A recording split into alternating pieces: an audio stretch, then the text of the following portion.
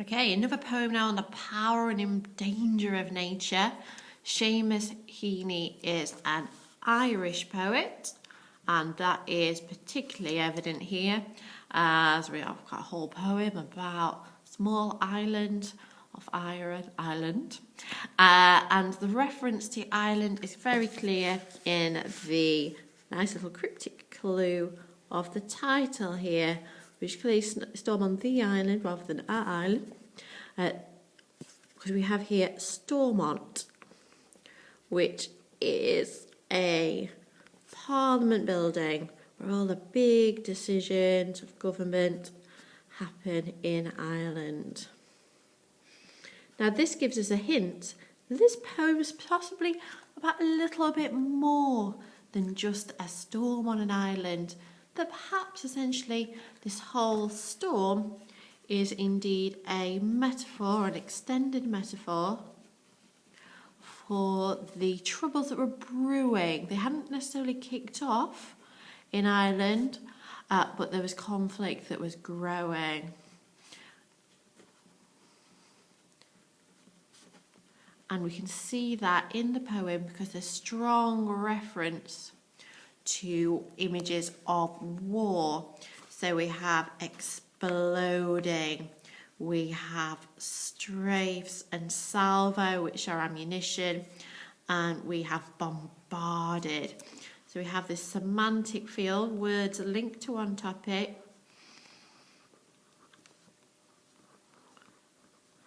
All right, and part of that is just to add to the danger of the storm.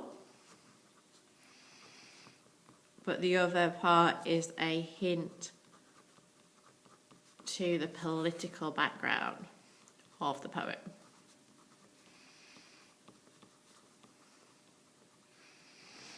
Okay, so that's a really easy starting point, which means it's good for comparing to poems like Exposure, that are obviously about nature and about war as well.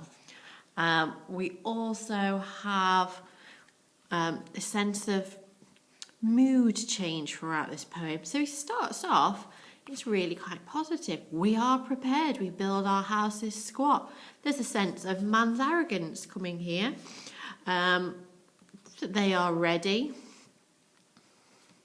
for this storm, that nothing can get them. Men are superior. That's particularly clear in this kind of blunt declarative here. We are prepared. And kind of in rock and roof, the alliteration here sounds quite strong.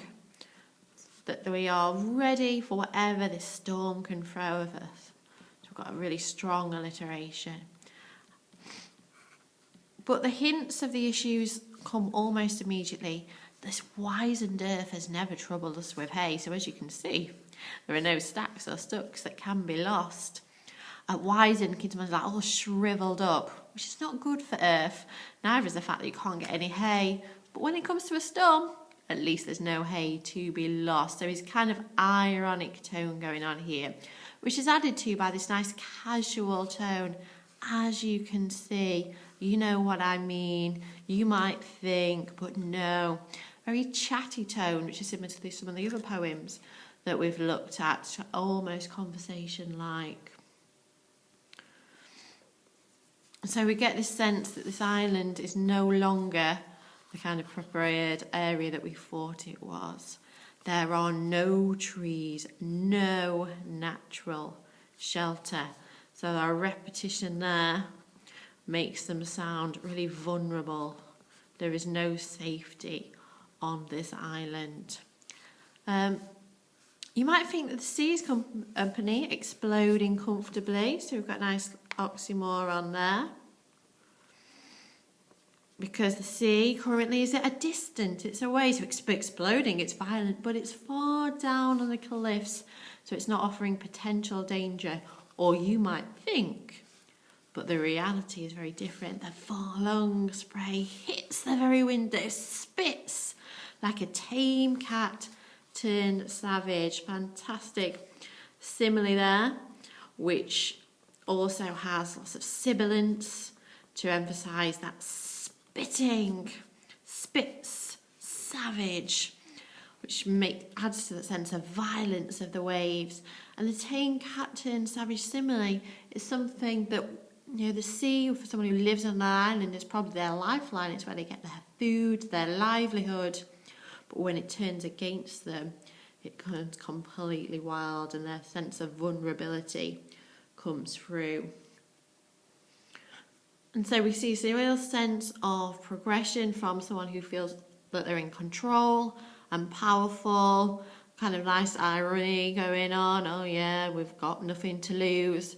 But then progressively the storm gets more violent, they become more vulnerable, a sense of danger comes through, and now we just sit tight. So we've moved from being prepared to being unable to do anything other than sit and wait.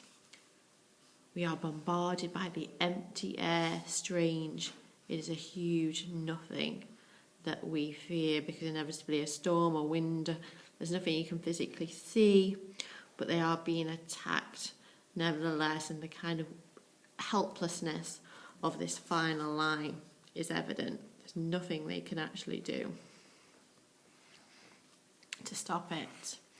And so in terms of comparison, obviously we've got a poem about the strength and power of nature, but we've also got lots of war imagery. So it'd either be really, really good to look at comparing with Exposure, which also has kind of man versus nature, and the nature being inevitably more powerful, or also Prelude, that has that same sense of someone starting off fairly arrogant that they are stronger than nature, but then learning that nature is in fact the most powerful force of all.